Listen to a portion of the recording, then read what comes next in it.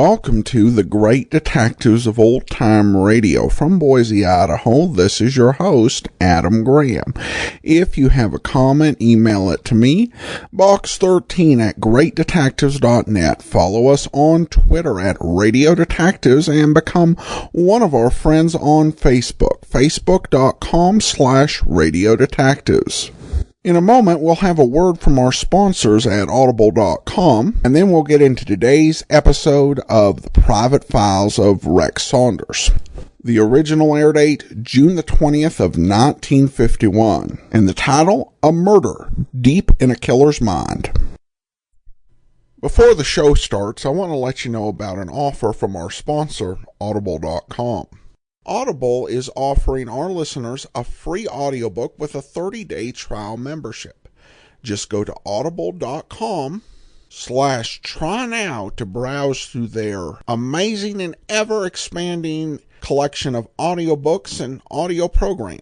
One book I might recommend you checking out, I'll be recommending this one through the month of November, is One Buried Caesar by Rex Stout. Michael Pritchard does a great job reading all the Nero Wolfe books, and the vast majority of these are available on audible.com. One Buried Caesar is a personal favorite. It features the introduction of Lily Rowan, and it's also a case that takes Wolfe and Archie Goodwin out of the city to solve a perplexing murder in rural New England. And Pritchard just does a fantastic job reading this. Of course, you can choose any book you want. Just go to audible.com/trynow to select your free audiobook and you try out Audible.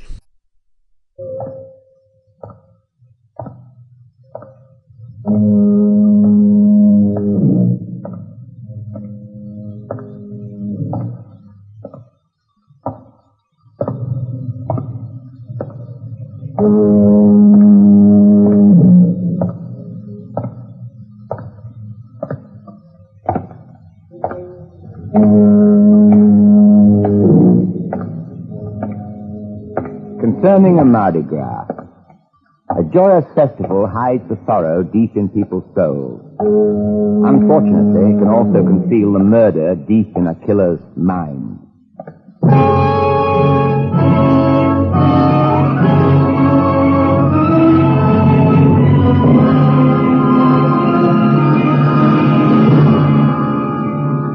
And now, the Private Files of Rex Saunders.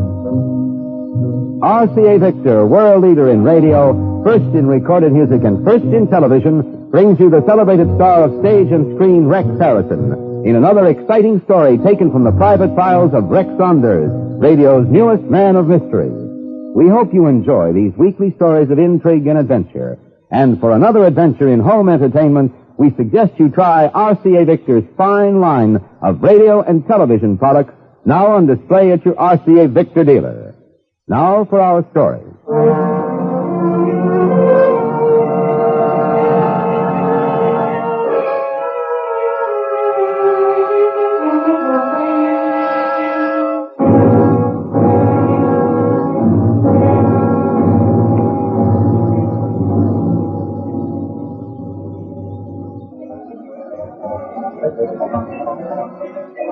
We had come to New Orleans for the Mardi Gras.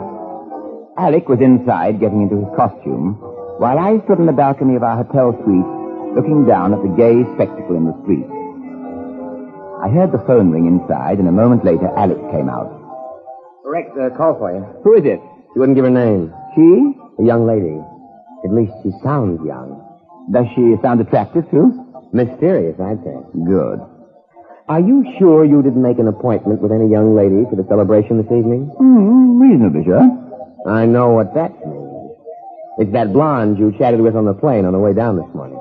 Married. Now, you go ahead and finish dressing while I talk to our caller. Hello? Mr. Saunders, Yes? did Sid get there yet? Sid? He's not there. What is this? He didn't make it. You'll have to go to him. Would you mind telling me what you're talking about? Mr. Saunders, you've got to help Sid. You've got to go to him. Who are you, and who is this Sid that you speak of? Sid Bryce. He was on his way over to see you. I was to call to see if he got there all right. He said if he wasn't at your place by the time I phoned, you should meet him. Just why should I meet him? He's in trouble. He needs your protection. Well, the police usually supply protection to people in trouble. Sid can't go to the police. He read in the paper that you were in New Orleans. I see. And what does Mr. Bryce need protection against? The devil. The what? The devil. Look here, Mr. A man. He's dressed in a devil's outfit, red, with a red mask. He's been following my husband. Sid knows who he is. He wants to talk to you about him. You'd better hurry. He'll be waiting for you in front of Rand's jewelry store. It's on the corner of LaSalle and 5th. Suppose you tell me what there is between Mr. Bryce and this devil person. He's after Sid. He's going to kill him. That's why you have to hurry, Mr. Saunders. You have to get there before Sid is murdered. I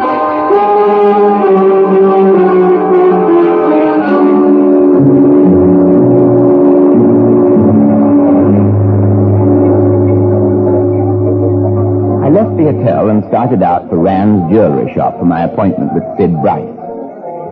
I made slow headway through the Mardi Gras crowd, and just as I reached LaSalle Street, I heard the shot. I pushed through the crowd frantically. A police officer was clearing a circle in front of the jewelry shop. All right, everybody, step back. Break it up, keep moving. I squeezed to the edge of the circle, and then I saw him. He lay face down on the pavement. A crimson ring on his back marked the place where the bullet entered. Hey, you get back there with the others. Now, here's my identification. Oh, I say, you're Rex Saunders. Oh, I'm sorry I shoved you around. That's quite all right. The name is Davis, Inspector Davis. What brings you here, Saunders? That corpse. Well, I don't get it. Were you after Bryce, too? What do you mean by that? Well, Bryce was doing 10 years for manslaughter. He escaped from the state penitentiary 3 weeks ago. Well, that explains why he couldn't go to the police. It looks as if the woman who telephoned was telling the truth. Maybe there was something in what you said about the devil. Devil? He said devil. Who said devil? Why, a guy here says he saw the fellow who shot Bryce. Says he was dressed up like a devil.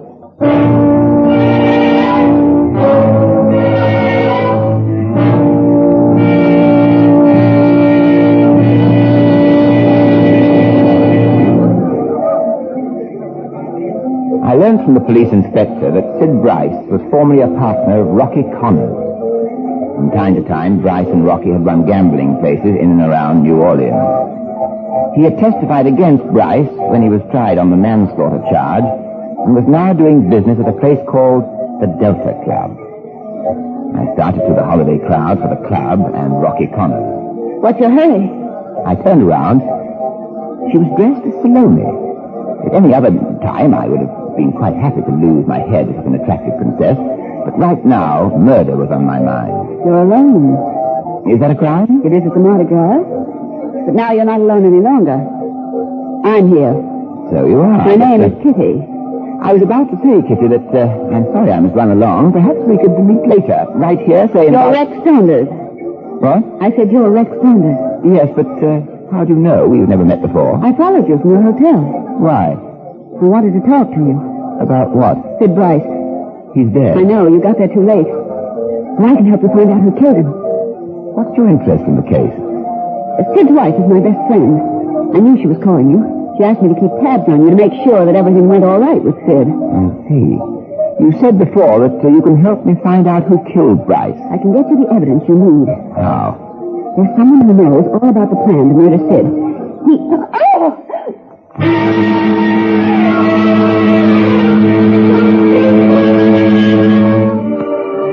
She stopped suddenly.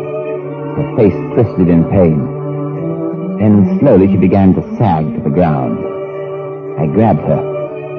And when I swung my arm around to brace her, my hand brushed against the handle of the knife which was embedded in her shoulder. I lifted the limp body in my arms and carried her quickly through the crowd.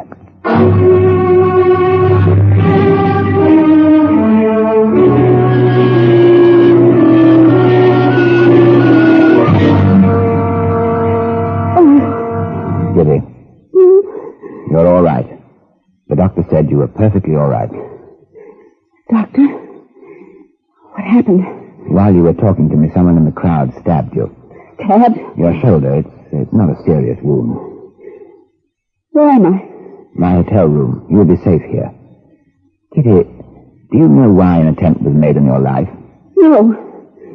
Why would anyone want to kill me? Well, you evidently knew too much about the murder of Sid Bryce. Tell me now what you started to say before this happened to you. A man called me this evening. Mr. Saunders, they tried to kill me.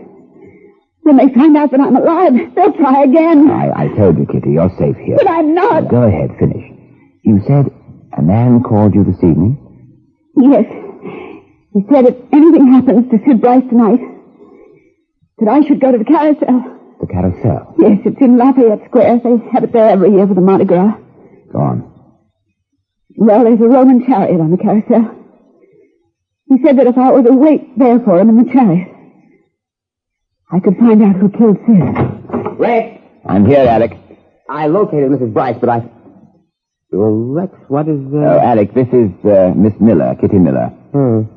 What's she doing here? I'll get around to that in a moment. But, I don't understand. First, your report on Mrs. Bryce. What did you say? Well, she didn't say anything. But you said you located her. I did. At the morgue. Her bullet-ridden body was found in a back alley.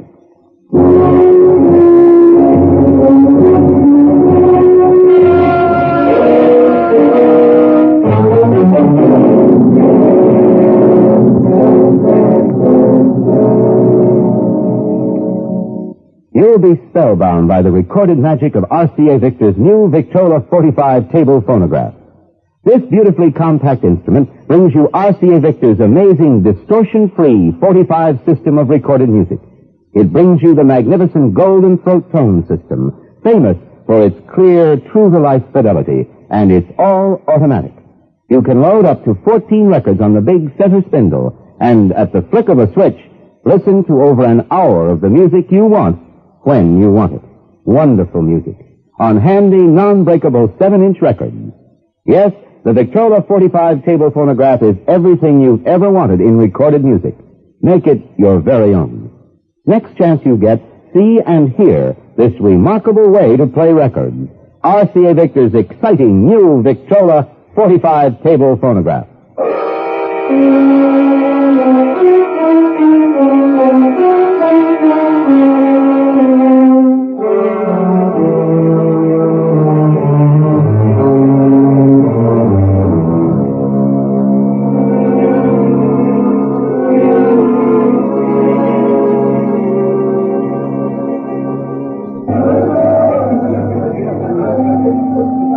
Alec and I were in New Orleans for the Mardi Gras.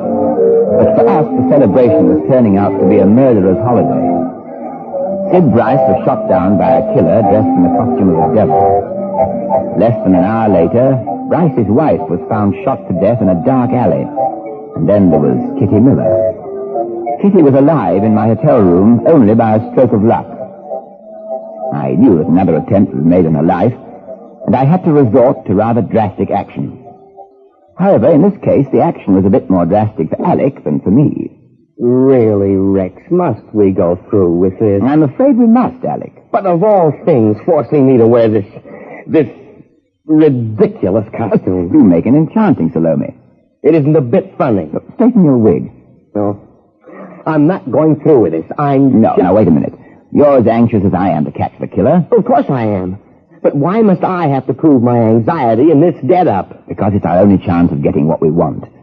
I'm not going to expose Kitty Miller until we clean this case up. She's staying at the hotel. And you're taking Kitty's place. It's the only way. Well, all right. That's the spirit.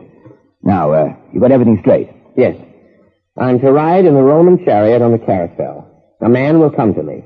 He has the information on Sid Bryce's murder. That's right. But the minute he gets a close look at me, he'll see that I'm not Sid. Well, don't worry about that. I don't expect him to give you the information once he gets within close range of you.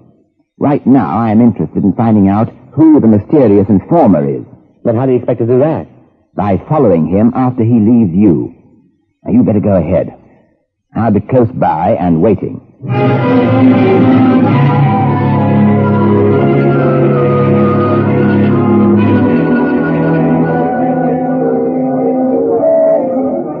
I watched Alec board the carousel, and I moved into a doorway across the street. I stood there and waited for something to happen. And something did happen. To me. Got a light, mister? Certainly. Here you are. You keep your hands right where you got 'em now. What? You ain't deaf. You do anything that don't appeal to me and you get a face full of holes. Turn around. What now? You've got an appointment. With whom? Somebody who wants to have a talk with you. About Sid Bryce? You'll find out. What if I decide not to keep the appointment? You'll keep it. I'm here to see that you do.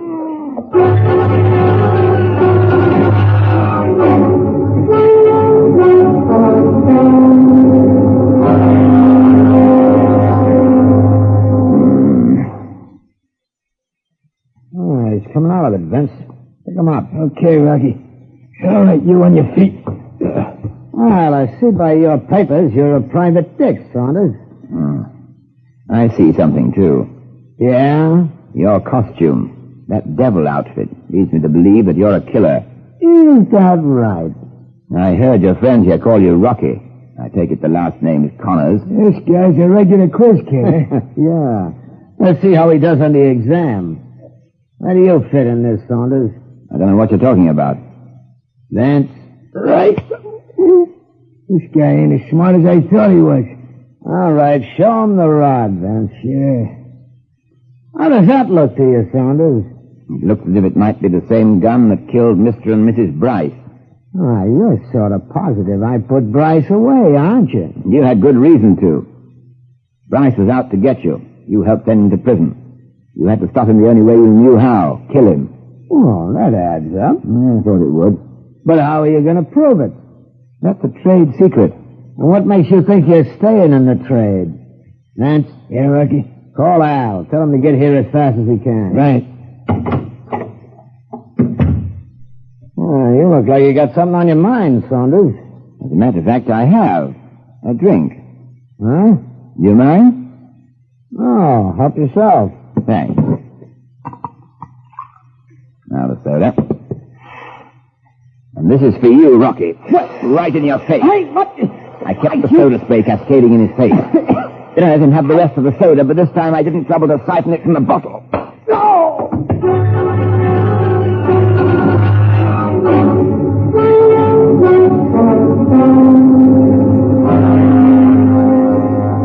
He dropped to the floor in a heap.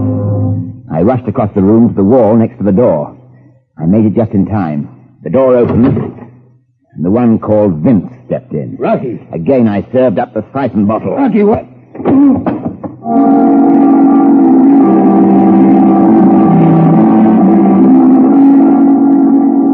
The second obstacle to my liberty was removed, temporarily at least. I hurried into the next room and across it to the door. I pulled back a heavy iron bolt and opened the door. And then, for the first time, I knew where I was. A cabin deep in the woods. I started down the dirt path, and then I saw it. An auto, parked a few yards from the cabin. I opened the car door. The keys were in the ignition. I jumped in. The motor turned over, and I got out of there as fast as the car could make it.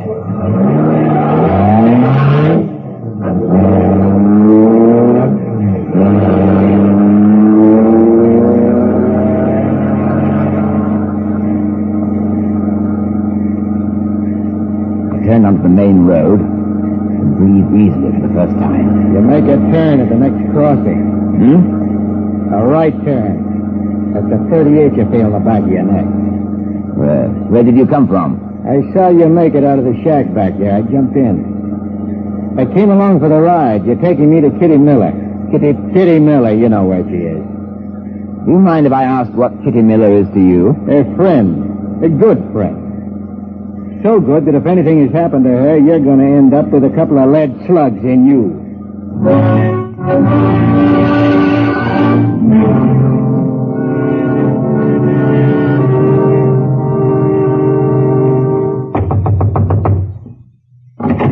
Yes, what is it? Rex, what on earth happened to you? I've been waiting here for over 2 hours. Sorry, Alec, I was unavoidably detained. I'll explain later. He didn't show up at the carousel, by the way. Well, that makes an unfruitful session for both of us. No, my mission was quite fruitful. What are you talking about? A key. A what? A key to a public locker in the railroad station. A small boy delivered it to me while I was on the carousel. The boy told me that the man who paid him to deliver the keys said it would give us the information we were looking for. You opened the locker? Yes. There was a gun in there. The gun was wrapped in a handkerchief. I dropped it off at police headquarters on my way back here to the hotel. I trust I did the proper thing. You did? Inspector Davis of Homicide said he'd phone just as soon as he had a detailed report on the weapon. Fine. Oh, by the way, why are we standing here in the doorway like this? Well, for my part, Alec, there's a very good reason. He means me. What? Oh. Well, where did you come from? He was with me all the time. Alec, this is Eddie Ferris, Rocky's present partner. What does he want? Ferris is interested in the welfare of Kitty Miller. That's why he's here. He has a strange notion that I'm in league with Rocky to do away with Miss Miller. What? You harm Miss Miller? Why, you've taken every precaution to protect her. Well, that's what I tried to explain to Ferris. I'll believe it when I hear it from Kitty's own mouth. All right, Alec, ask her to come in. What? Miss Miller, tell her to come in from the other room. But, well, go ahead. We mustn't keep Mr. Ferris waiting. Miss Miller isn't here. What? Where is she?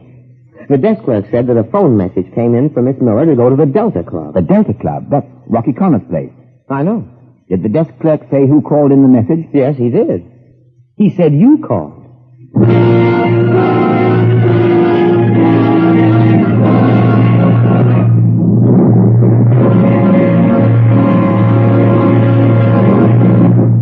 Back to our story in just a moment. At the beach, in the woods, at a lake, in the mountains, anywhere under the sun, you'll have fun with your RCA Victor portable radio. An RCA Victor portable is so light, so compact, you can take it with you anywhere. And it gives you really strong reception on battery operations. You'll enjoy an RCA Victor portable at home, too.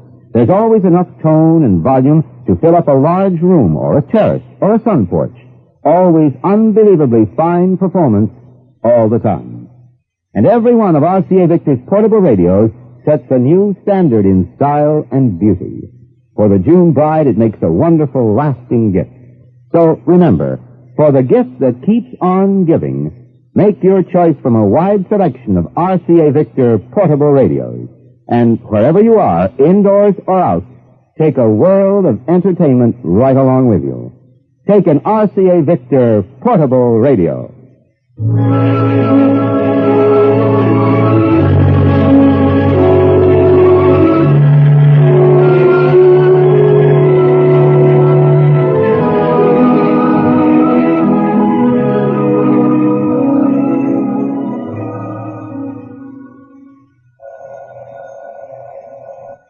All right, Saunders, pick it up.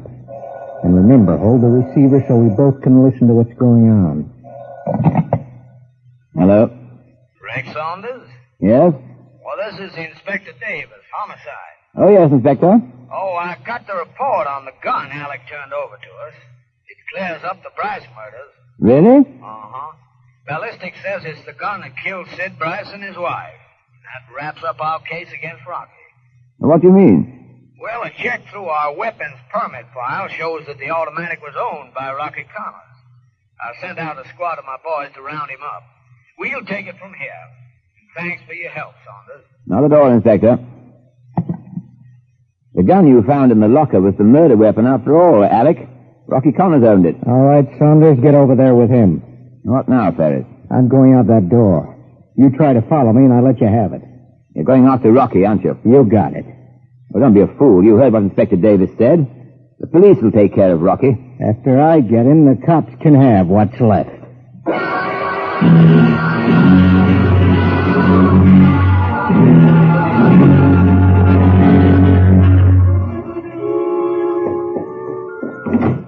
Eddie. Hello, Kitty. I thought you'd never get here. What about Rocky? The cops are out for him. And the gun? Yeah, everything went like clockwork. They fell for it up and down the line. Rocky is finished. Here's where I take over. Eddie, you're a smart one. That's right. Eddie Ferris thinks of everything, covers all the angles. Bryce skipped the jug just in time for me to put a perfect frame on Connors. Everything worked smooth except one thing. What's that? That knife you got, Kitty. That's the only thing that missed. What do you mean? That knife was supposed to put you out of the picture. That's the only thing I messed up on. And it wasn't Rocky. It wasn't wise that I was in with you. You only said that to get me here. And I got you here. This time I'm not missing. Kitty. You're kidding. I can't trust you, Kitty. You came to me from Rocky too easy. I can't trust a dame that shifts that easy. She might pull a twist on me someday, just like she pulled on Rocky Connor. But I wouldn't do a thing like that to you. Honest, I wouldn't. Not much you would. Eddie, wait, please. You got him, Rex. Get up, Ferris. He was going to kill me. She's a liar. I was just bringing her in. Don't listen to him. He's the one you're after. You can stop it, both of you. We heard everything. What? By the way, Ferris, this should be of special interest to you. It's about the handkerchief that you so carefully wrapped the murder weapon in when you deposited it in the railroad station locker. You were particularly cautious about wiping your fingerprints off the gun, but that handkerchief gave you away. The police have a neat test for suspicious fabrics. They merely dip them in a solution of silver nitrate. And the result, a clear photographic print of all fingerprints on the cloth. Needless to say, yours showed up as big as life. But, Rex, what about the costume? Oh, yes, this should be of little comfort to you, Ferris. We found the devil's disguise in your apartment. What the well-dressed murderer should wear. And now, Alec, there's nothing left for him to hide behind. As usual, it only takes the bare facts to rip off the mask of murder.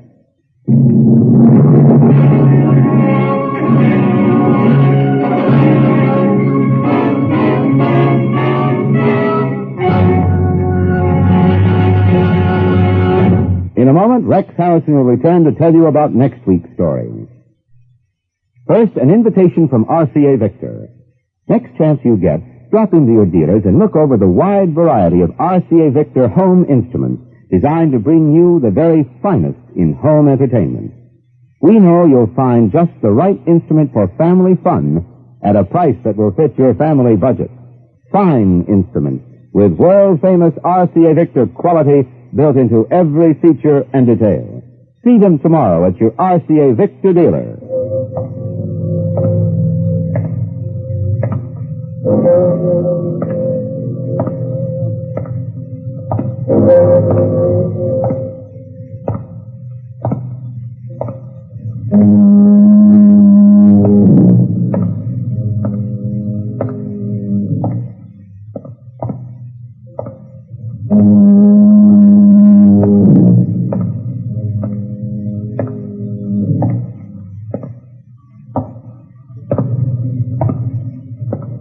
And now, here is Rex Harrison, internationally famous star of stage and screen, to tell you about next week's adventure, transcribed from the private files of Rex Saunders.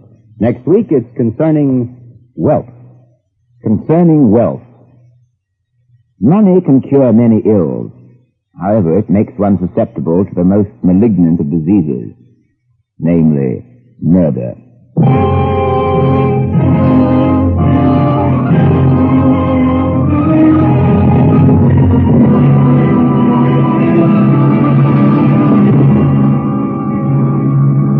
You have been listening to another intriguing adventure transcribed from the private files of Rex Saunders, written by Ed Adamson. In the cast were Leon Janney as Alec, and the entire production was under the direction of Hyman Brown. This is Kenneth Banghart speaking for RCA Victor.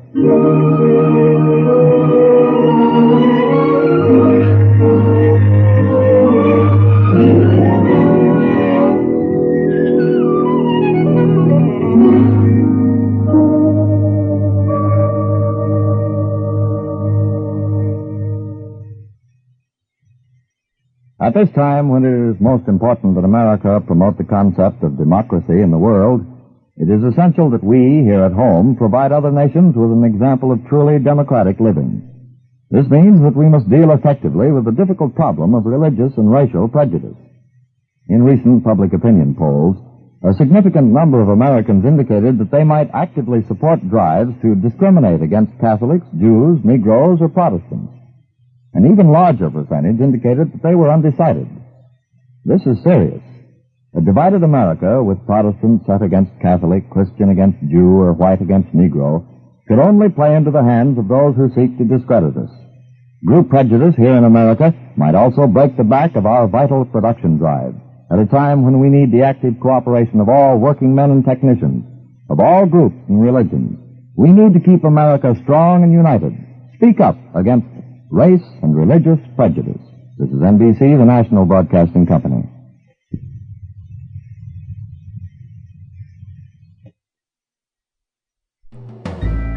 This is Andrea J. Graham, author of the Web Surfer series. Oh, and a Madam's Wife. You're listening to The Great Detectives of Old Time Radio.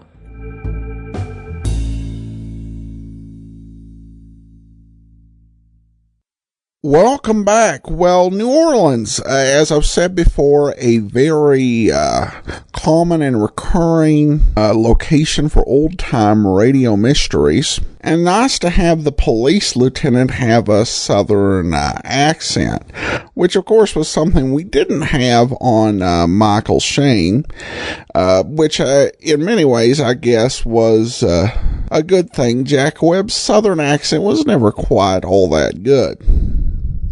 Now, this idea of a villain going about dressed as the devil during Mardi Gras wasn't something that was original to this story. There was actually an episode of Escape, which will later be remade as an episode of Suspense, which featured the same thing. It was an episode called The Man Who Stole the Bible. Alex definitely, I think, had some cause to protest, but that's part of what comes along with being the sidekick. And Alex is probably one of the more obviously written sidekicks, and also one that does get played for comic relief quite a bit. All right, well, that will actually do it for today. Join us back here tomorrow for Richard Diamond, and next Tuesday, another episode of the Private Files of Rex Saunders. If you do have a comment, send it to me, box13 at greatdetectives.net. Follow us on Twitter at Radio Detectives.